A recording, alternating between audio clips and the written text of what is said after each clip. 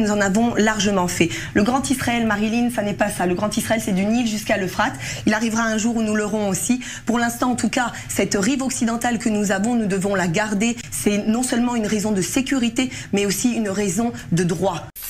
Bonjour à tous, j'espère que vous allez bien. Bonjour à toi si tu viens de rejoindre la chaîne. Avant de commencer cette petite réaction, vous connaissez la musique, un petit like, un petit commentaire, ça fait toujours plaisir. Quand je vous disais que les médias étaient corrompus jusqu'au dos, Louis Boyard, député de la France Insoumise, se fait attaquer de toutes parts par Sud Radio. Les amis, on regarde la vidéo et on fait une petite réaction. Bien, ferme ta...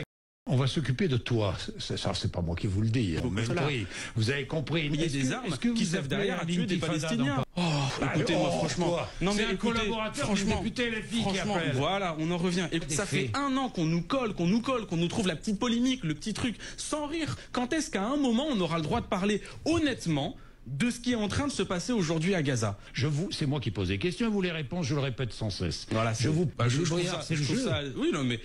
trouve ça assez facile comme posture. Vous ne savez pas qui est Mohamed. Expliquez-moi. Non mais attendez, vous êtes député de la République et vous ne savez pas qui est Narges Mohammadi. Expliquez-moi, monsieur Bourdin. Prix Nobel de la paix. Non mais expliquez-moi. Prix Nobel de la paix. Vous savez où elle croupit en prison aujourd'hui? Expliquez-moi, monsieur Bourdin. Ben, moi je vous explique. Elle est en prison en Iran et elle est sur le point de mourir. Franchement, monsieur Bourdin, moi j'en ai ras-le-bol. De quoi? Vous êtes quelqu'un qui passait votre temps à trouver la petite bête et tous les gens honnêtes qui cherchent à faire... Parce que c'est une petite bête, un prix Nobel de la paix, qui est en train de mourir dans une prison. Monsieur... C'est une petite bête. Non mais vous êtes d'une mauvaise foi absolument incroyable. Vous êtes une personne qui passe son temps à chercher à longueur de journée la petite bête pour discréditer des gens qui cherchent à rendre le monde un peu meilleur. Je ne sais pas ce que vous faites pour essayer d'améliorer la vie des gens. Je ne sais pas ce que vous faites pour essayer de changer le cours des choses. Je crois que vous ne faites absolument rien, que vous êtes assis confortablement sur votre fauteuil. Et vous, moi, je trouve ça assis à l'Assemblée nationale. Est-ce que punir des étudiants, c'est punir l'État israélien? Je comprends pas. Mais qu'est-ce que vous proposez d'autre? Non, mais il y a un moment, on nous dit pas sur le football, pas sur les universités. Oh, les manifestations, non, il faudrait pas faire des manifestations, c'est pas le moment. Mais tous ces gens qui passent leur temps à faire des critiques, qu'est-ce que vous proposez d'autre pour essayer de nous sortir de cette situation? Je vais ajouter quelque chose. On devait parler des lycéens, de la santé mentale, de la détresse des lycéens. On c'est qui? Écoutez, je pense nous. Oui, je pense nous. Ça aurait pu être une bonne chose. Parce que vous savez, c'est moi qui choisis les questions. Bah oui, ça se voit. Et c'est pour ça que la question des jeunes... c'est une habitude à prendre quand on vient ici. Et c'est ça qui est fou les amis. Louis Boyard a été invité sur Sud Radio pour parler des jeunes étudiants qui se font exploiter en se faisant taxer alors qu'ils touchent de 400 à 600 euros. On l'avait invité pour parler de la France et des Français qui ont du mal à finir les fins de mois. Mais non, quand ils viennent c'est un guet-apens, ça on le sait très bien. On les invite comme si c'était les derniers des taulards. On leur pose des questions comme s'ils étaient au tribunal. Mais ça, faut leur dire les amis, que ça se voit de plus en plus, que les Français sont en train d'ouvrir les yeux et c'est pour ça que leur chaîne de collabo ne marche de moins en moins. Après, ils trouveront toujours des fachos pour les écouter les amis. Et là les amis, je vous ai trouvé un petit passage sur TPMP où on voit Morini Bosque, la chroniqueuse raciste de TPMP, insulter les civils palestiniens d'animaux, sans qu'aucun chroniqueur ou invité sur ce plateau TV de corrompus réagisse. Écoutez bien les amis, ce qui va suivre. La vidéo dure 6 secondes. C'est la seule démocratie de la région, pardon. Ça n'a pas de sens. Entouré d'animaux. C'est la seule démocratie de la région, pardon. Entouré d'animaux. Entouré d'animaux, vous l'avez bien entendu. Alors essayez pas de trouver une excuse à ça, on l'a bien entendu, cette personne doit être condamnée. Parce qu'on ne traite pas des humains d'animaux. Et après on nous dit que les plateaux TV en France sont impartials. Franchement les amis, mais comme si c'était pas fini, le plateau de TPMP et les chroniqueurs en carton vont insulter qui? Rima Hassan, députée de la France Insoumise. Rima Hassan, je voudrais d'abord la féliciter publiquement parce que je trouve qu'elle plaide très bien le respect du droit international en ce qui concerne la cause palestinienne. Et c'est rare, et c'est sur ce point précis. Le respect du droit international. Et qu'est-ce qu'elle dit sur le droit international que tu valides? Moi, le retrait d'Israël, de la Cisjordanie, de Jérusalem-Est et de Gaza, conformément à la décision rendue par la Cour internationale de justice des Nations Unies. Elle dit et elle répète ça. Moi, je trouve ça remarquable d'invoquer le droit international et non pas juste des opinions comme ça en l'air. Il y a deux sujets distincts. Il y a est-ce qu'on approuve le Hamas en tant que tel et il y a est-ce qu'on considère qu'il existe un droit des Palestiniens de résister de manière armée à l'occupation israélienne. C'est deux sujets distincts. J'ai dit et répété que le Hamas est une organisation terroriste et islamiste, et c'est juste pour moi de l'ordre du constat factuel. Et j'ai dit et répété que Benyamin Netanyahou est un criminel de guerre. Et pour moi, ça aussi, c'est aussi un constat factuel. Donc mes opinions, elles sont parfaitement claires là-dessus. Et c'est ça le problème avec ce plateau TV en carton. C'est que les seuls chroniqueurs qui parlent, ils sont pro-israéliens, et ceux qui ne parlent pas, ils ont interdiction de parler. C'est pour ça qu'ils parlent pas.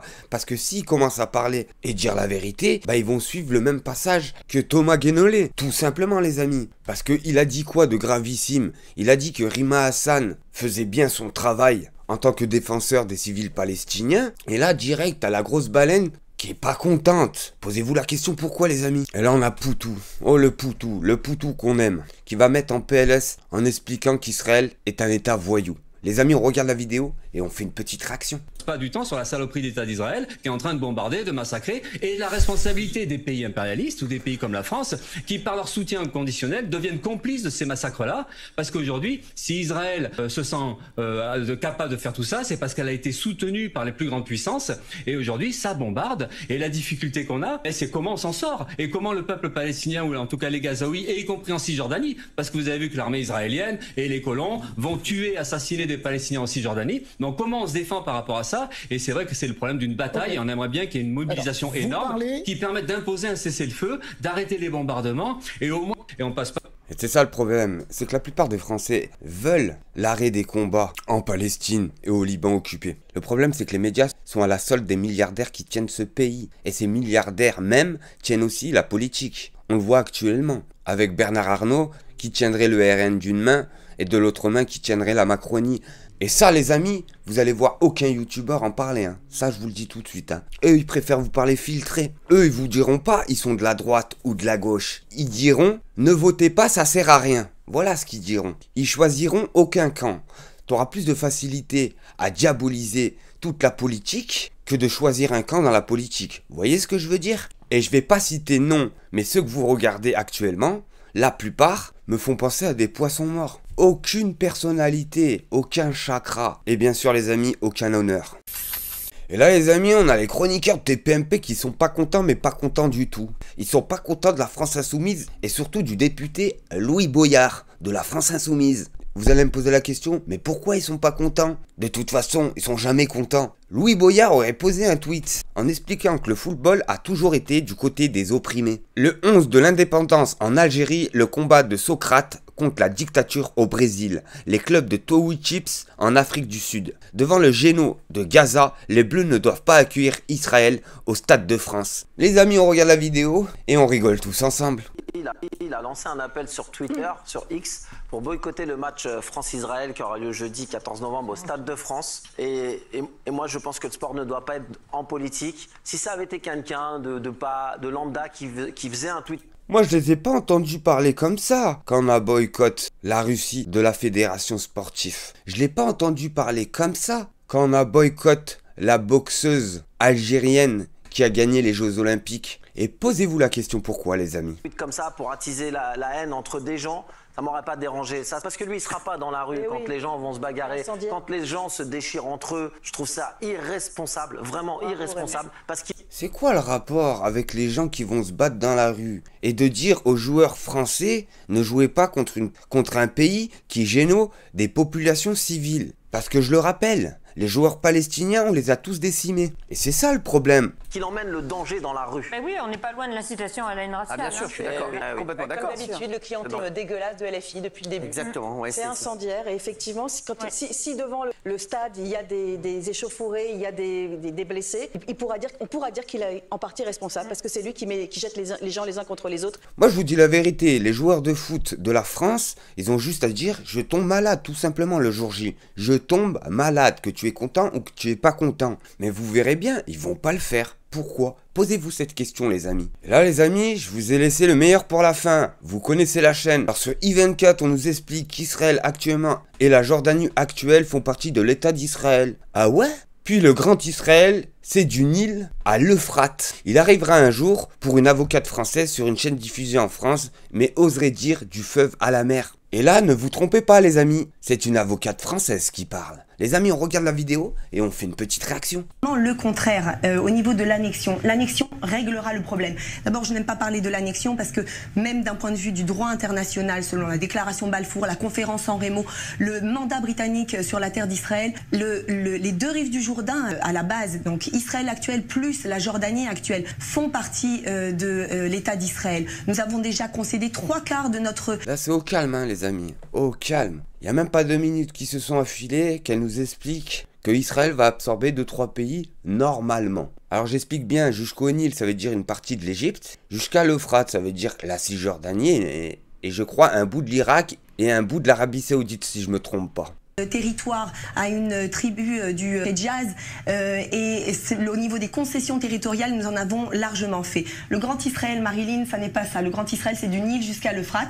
Il arrivera un jour où nous l'aurons aussi. Pour l'instant, en tout cas, cette rive occidentale que nous avons, nous devons la garder. C'est non seulement une raison de sécurité, mais aussi une raison de droit. Et nous sommes là, comme le disait même Begin, par la force du droit et non par le droit de la force. Et nous devons savoir également quels ennemis nous avons en face de nous. Ces ennemis ne respectent que la force, ne respectent que le pouvoir. Vous avez bien écouté, ces ennemis ne respectent que la force. Pourquoi ils parlent comme ça? Tout simplement parce que pour ces personnes-là, les civils palestiniens, les civils cisjordaniens, les civils libanais sont tous des ennemis pour ces personnes-là. Et nous savons très bien qu'après la guerre des 6 jours, lorsque nous avions en 6 jours, nous sommes battus sur plusieurs fronts, donc parce que ça me dérange énormément de me dire qu'aujourd'hui on est en train de délaisser un front parce qu'il y a un autre front qui est plus dangereux. À l'époque, nous étions capables de se battre sur plusieurs fronts et je le sais que nous sommes aussi capables de le faire aujourd'hui. Donc nous nous battrons sur tous les fronts parce qu'une seule vie juive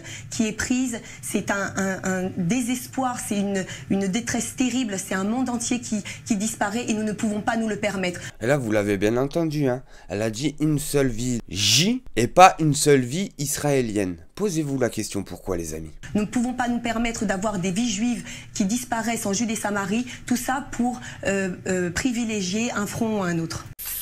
C'était tout pour ce matin, à la prochaine vidéo. Merci à tous. Hanouna, Hanouna, tu me prends pour des cons, un écran de fumée, juste pour la fiction, les amis du peuple, c'est pour le spectacle, sous le masque du clown, la blague est bancale.